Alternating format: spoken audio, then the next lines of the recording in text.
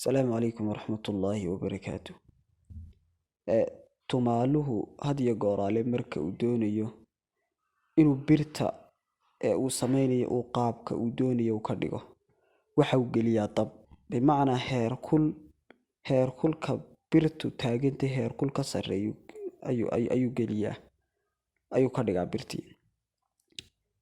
Birtii buu soo qaadanayaa, hadduu doonayo inuu shape gaara ka sameeyo, qaab gaara inuu ekaysiiyo, waxa uu gelinayaa dabka. kadib markaa dubaha la dhacayaa, waxa u fududaanaysa markaa qaabka wuxuu dabka u gelinayaa, waxa u fududaanaysa birtii inay noqoto bir jilicsan. deetana markaa uu ekaysiiyo qaabka uu doonayo. sidaa waxaa la mid ah bini'aadanka iyo aadamaha, waxa dhildhila oo qorqora oo qaabeeya qaabka u ekaan doona hadba inta aqoon ee ku jirta. ilaahay subxaanahu watacaala waxau qur-aanka inoogu sheegayaa naf walba inuu mas-uuliyad ay saaran tahay. ilaahay subxana watacaala wuxuu qur-aanka sidoo kale inoogu sheegaya xadiista nebigana inoogu sugan in isbedelku uu ku xidhan yahay had iyo gooraale naftaasu say isu bedesho ama nafaheenu say isu bedelaan. oo nolol maalmeedka aynu ku noolnahay haddaynu ka cabanayno bulsho foolxun, bulshada foolxun inta aynu dibadda uga baxno ayuunbuu ku xidhnaanaya nasrigeena iyo guusheenna iyo raynraynteenu. ilahi subxana watacaala qur-aanka wuxuu ku leeyahay ina allaha laa yugayiru maa biqowmin xataa yugayiru maa bianfusihim. had iyo gooraale inta aynu comfort zoneka aynu ku jirno ka baxno ayuunbaynu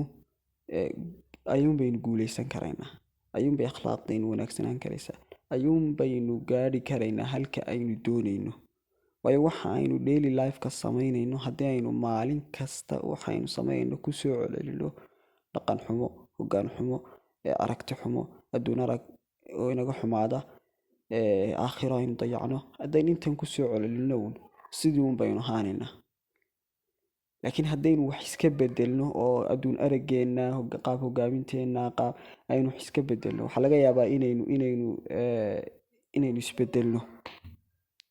waana xaqiiqo ilaahi subxana watacaala qur-aanka nagu sheego ina allaha laa yugayiru maa biqowmin xataa yugayiru maa bianfusihim. marka aqoontu sida uu bakar abu zayd ku sheegayo kitaabkiisa xilyatu aalib alcilmi, waxay leedahay marxalado bay leedahay. ibnu cuthaymiina markuu sharaxayo aada u faahfaahinayo, waxay leedahay marxalad oo marka koowaad qofku waxaa laga yaaba aqoonta markuu sidaa fooda usoo geliyo inuu takabara, inuu isweyneeyo. marka labaad inuu tawaaduco, heerka labaad. heerka saddexaad wuxuu ku sheegayaa inuu qofku aqoonta markuu dee uu islaado kaanamaa dee jaahil baato waxbaba taqaanidba. waayo qofku kullama masale uu sii barto ku raasuqo wuxuu ogaanayaa inay wuxuun ka dhiman yihiin. marka aqoontu ciyaar maaha. aqoontu waa furaha isbedelka. aqoontu waa waxa bini'aadamka qaabeeya, adduun araggiisa bedela, nolosha uu ku nool yahay iyo lifestyleka uu ku nool yahay bedela. gaaladu cala alasaf gaaladu waxay dareentay muhiimadda aqoontu leedahay. kadib baa iyagiina way isku dhiseen, inagiina waynaga dumiyeen. iyagiina way isku dhiseenoo wax tayala isbarayaan, inagiina manhaj bay inoo soo guurinayaan iyo manaahij aada u liidata. waay bay saa u yeelayaan? waay waxa ay sidaas u yeelayaan oo ay sidaa inoogu gelayaan waxa weeyaan waa si aynaan isu bedelin, si aynu xaaladda aynu ugu jirno oo aynu dib unu soconno. aqoontu markaa aqoontaas aynu sheegaynaa waa aqoontii nebiga calayhi salaatu wasalaam uu jiilkii uu u yimid iyo dadkii uu kasoo dhex baxay uu ku bedelay. okay, aqoonta aynu sheegayna haddaba ay leenahay aynu tusaalaha kaga bixinayno ninkaa tumaalaha ee birta dabka gelinaya siduu birta u qaabeeyo. aqoontaas waa aqoon noocma ah. aqoontaasi waa aqoonta ilaahay subxaanahu watacaala qur-aankiisa ku ammaanay, nebiguna calayhi salaatu wasalaam axaadiisiisa ku caddeeya ku sheegay. aqoontaas waa aqoonta cilmu sharci, waa aqoonta sharciga. aqoonta sideedana labaa loo qeybiyayo, waa aqoon asali ah oo waxyiga ku timid, iyo aqoon istinbaad iyo tatabuc ku timid oo basharku baaritaan uu ku ogaaday iyo fuurgal. marka aqoonta aynu ka hadlayna leenahay qofka way dhaldhishaa, way bedeshaa, qofka noloshiisa iyo mustaqbalkiisa ay qaabaysaa, qofka akhlaaqdiisa iyo jamaalkiisa macnawiga bay qurxisaa iyo kiisa daahirkaaba. waa aqoonta sharciga. siibana aqoomuhu way sii kala muhiimsan yihiin. aqoonta la xidhiidha ictiqaadka ilaahay subxaanahu watacaala uu leeyahay faclam annahu laa ilaaha illaa hu. waa aqoonta caqiidada la xidhiidha iyo qofku waxa uu ilaahay ka ictiqaadinayo ka aaminayo. marka qofka haddii ictiqaadkii caqiidada ay u dhismaan oo ilaahay subxaanahu watacaala uu macrifo toos ah oo waadixa oo cad oo sharciya uu ilaahay subxaanahu watacaala ku garto oo bitawxiid uu ku garto, uu noqdana markaa addoon ilaahay subxaanahu watacaala ka amar qaato oo aan bashar kale ka amar qaadan. waa taa markaa aqoonta ilaahay subxaanahu watacaala qur-aanka amane. aqoonta ay leenahay qofka way bedeleysaana. waa aqoontaas oo ilaahay subxaanahu watacaala markuu leeyahy innamaa yakhsha allaha min cibaadihi alculamaa, wuxuu ilaahay subxaanahu watacaala uga jeedaa dee faclam annahu laa ilaaha illaa huwa, aqoonta sharciga ee diinta la xidhiidha. ama miyaa aqoontan kale culuumul xayaa ee aqoontan basharka dhex taale ee basharku masaalixdiisa iyo howlihiisa nolol maalmeedkiisa uu ku qabsado, waa aqoon tabac u ah oo daba socota aqoontan sharciga ee diiniga. marka qofka haddaanu aqoontan diiniga iyo aqoontan sharciga ee culuum shareeca haddaanu aqoon u lahayn oo in ku filan haddaanu haysanin, whatever uu barto oo cilmi kasta uu barto wuxuu ku noqonayaa culays buu ku noqonayaa. qaabkeebuu culays ku noqonaya? wuxuu culays ku noqonayaa qofku waynaga soo sheegnay aqoonta dhildhisha ee hagaajisa qaabaysa ee akhlaaqdiisa qaabaysa waa aqoonta sharciga ah ee ilaahay subxaanahu watacaala qur-aankiisa iyo nebigiisu ay ku ammaaneen, nebiguna xadiistiisa uu ku caddeeyey. marka haddii uu waayo aqoontaas cilmiga sharciga ah, wuxuu noqonayaa qof bilaa qiyam ah. aqoonta haddaba ilaahay subxaanahu watacaala sifooyinka uu dadka wax ugu caddeeyo ugu bayaamiyo waxaa ka mid ah ilaahay subxaanahu watacaala tusaalayaal usoo qaato. ilaahay subxaanahu watacaala qofka aqoonta bartay ama qofku ilaahay subxaanahu watacaala dee fadliga iyo dheeraadkaa siiyey uu aqoon ilaahay subxaanahu watacaala ku galladaystay, ee aqoontii aan dhaqan gelinaynay dhaqankiisi iyo suluugiisi iyo akhlaaqdiisii aanay ka muuqan, ee wixii uu bartay wax ku cagsiya ay ka muuqato, qofka ilaahay subxaanahu watacaala tusaalayaal buu inooga bixiyey.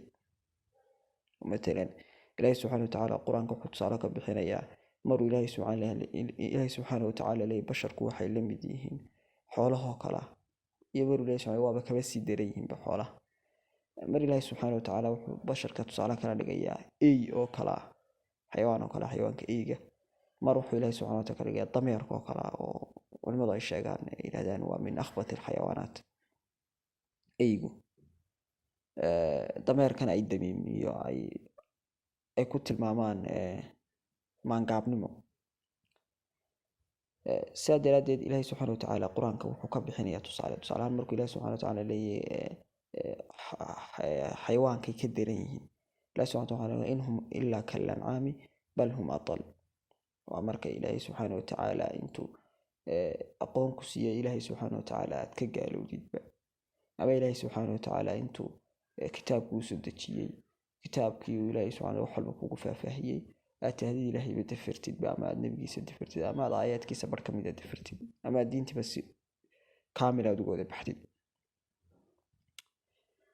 qolada kale ilaahay subxaanahu watacaala qur-aanka ku sheegay uu aada ugu ceebeeyey waxaa ka mid ah qolada ilaahay subxaanahu watacaala cilmiga siiyey, aayaadkii uu soo dejiyey, aayaadkii intay dabadooda ka tuureen akhlaaqdoodii iyo dhaqankoodii dhaqan kale ka dhigay. ilaahi subxana watacaala wuxuu tusaale uga bixinayaa ey oo kale ah. ilahi subxana markuu qur-aanka suurat alacraaf ku leeyahay watlu calayhim naba aladii aataynaahu aayaatina fansalakha minha faatbacahu shaydaanu fakana min alghaawiin walow shi'naa larafacnaahu biha walakinahu akhlada ila alard waatabaca hawaah famathaluhu kamathali lkalb in taxmil calayhi yalhath aw tatrukhu yalhath dalika mathalu lqowmi aladiina kadabuu biaayaatina faqsus ilqasasa lacalahum yatafakkaruun. ilaahi subxaana watacaala ayadaha wuxuu inoogu tilmaamayaa inuu qolo ilaahi subxaana watacaala aayaad siiyey iyo cilmi inuu siiyey, kadib aayaadkii inaanay dhaqan gelin oo aayaadka ay ka xoobsiibteen. waa reer banu israa'iil ilaahi subxaana watacaala muxuu ku tilmaamay fanabaduu waraa duhuurihim, yacni kitaabkii dhabarkooday ka tuureen. xisan iyo wamacnanba kumanay dhaqan falin, xisana dhabarkooday kitaabkii u dhigaan oo meel bay marka kitaabku macna samayn maayo. kitaabka innagana ilaahi subxana watacaala wuxuu tusaale inugu bixinayaa inaynu ku cibro qaadano oo inaynu dhaqankoodii oo kala yeelano. ilaahi subxaana watacaala wuxuu leeyahay haddii aanu doonno, ilaahi subxaana watacaala leeyahay waa iraada kowniya maaha iraada sharciya, waa doonistii kownka. waayo haddii ay iraada sharciya tahay oo ilaahi subxana sharci ahaan u dooni lahaa, dee waxay noqon lahayd inay dhacday inaanay dhicino. waxay ku xidhnaadeen ficilka iyo afcaasha, waxay ku xidhnaan lahayd makhluuqaadka. laakiin waa iraada kowniya, iraada qadariya, oo iyadu taas waa laabudda inay dhacdaa. marka ilahi subxana wataala wuxuu leeyahay haddii aanu dooni lahayn inaanu waxaanu qaban lahayn buu leeyahay oo aanu geyn lahayn jannada iyagoo camalkaa qur-aanka aayaadkaa ku dul sugan iyo cilmigaa ku camal falaya. laakiin ilahi subxana wataala wuxuu leeyahay walaakinahu akhlada ila alard, dhulkuu ilaahi subxaana watacaala ayay ku nagaadeen iyagoo aan dee shahwaadkooda ay la shahwaad, iyagoo shahwaadkooda iyo hawooyinkooda raacaya oon aayadihii aan ku camal falaynin. ilaahi subxaana watacaala markaa wuxuu leeyahay tusaalahoodu wuxuu la mid yahay famathaluhum kamathali lkalbi, tusaalahoodu wuxuu la mid yahay buu ilahi leeyahay ey oo kale ah, in taxmil calayhi yalhath aw tatruku yalhath. eyga haddii aad laf u tuurtid ama hilib u tuurtid ama xuno u tuurtid, wuu soo haraariyoonayaa, carabku soo ridaya, wuu ku imanaya, hilibkiiyo laftii buu qaadanaya. haddii aad ka tagtidna waa sidiisa lamid oo carabkiinbuu labada goorba soo ridaya.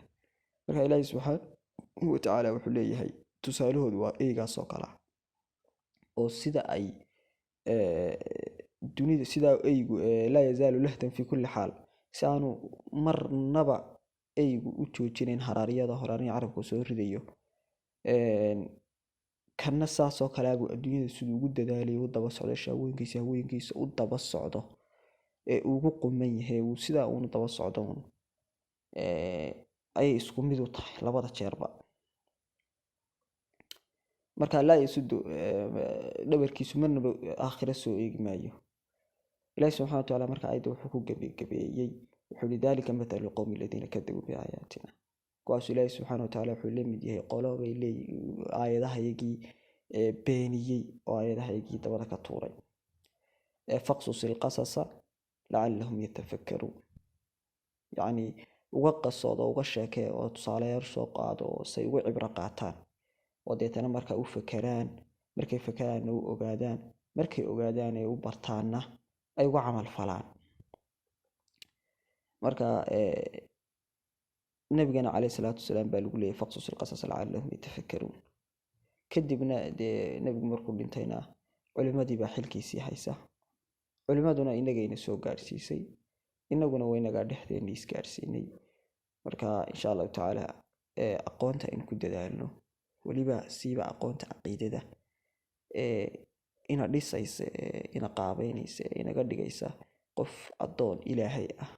zamankan la joogo weliba qarnigan 21aad dhibaatooyinku aad bay u fara badan yihiin, inxiraafyadu aad bay u fara badan yihiin, qofku inuu weecdaa aad bay u fara badnaanaysaa. waayo imkaaniyaadkii aqoontoo dhan baa fududaatay, imkaaniyaadkii ay nagu soo gaadhayeen afkaaraha khaldan oo dhan baa fududaaday, warbaahintii baa xadhkaha goosatay, akhriskii qoraalkii baa xadhkaha goostay, luuqadeennii baa wax badan lagu qorayaa, soomaalidii baa lasoo dhexgalay, afkaaro badan baa inagu dhex jira. Marka si aynu noqono dad dhisan oo aan magaranaysaa lagu soo dhiiranaynin, waa inaynu isku daynaa inaynu gudaheena qaabayno, qiyamkeena toosino, mabda'eena toosino, dhisno oo aynu hoosta ka dhisnaano. wax kasta oo shubha kasta oo lagugu soo rido oo lagugu soo tuuro, khasab maaha inaad ka jawaabi karayso ood furdaamin karaysid. Laakiin haddii aad macrifada rabbiga iyo nebigaaga calayhi salaatu wasalaam iyo diintaada xoogaa yaroo aqoon u haysatid, keliya bil, 2 bilo, 3 bilood aad sheekh wax ka dhigatid, wadaad aad dul fadhiisatid, cilmiga aad baratid oo caqiidadeedu ay dhismato, adigaa wixii intaa kasii dambeeya ku dadaali doona inaad sii tatabucdid oo sii raacraacdid. Okay, aqoonta kale ee culuumul xayaa waxaa laga qaataa iyada, markaad jaamacad dhamaysay ama iskuul dhamaysay ama aad college dhamaysay, waxaa laga qaataa shahaado caddaynaysa inaad aqoontan soo baratay. ilaa 2 daarood baa jire, shahaadadaasu daarta aakhira ma ka shaqayn doontaa? waa su-aal aan idinka idinku soo celinayo. aqoontan kale iyadase shahaado ma laga qaataa? shahaadadeedu goormay shaqaysaa? shahaadadeedu waa noocma? insha allahu tacaala jimcaha dambe ayaynu wadaagi doonaa. asalaamu calaykum waraxmatullaahi wabarakaatu.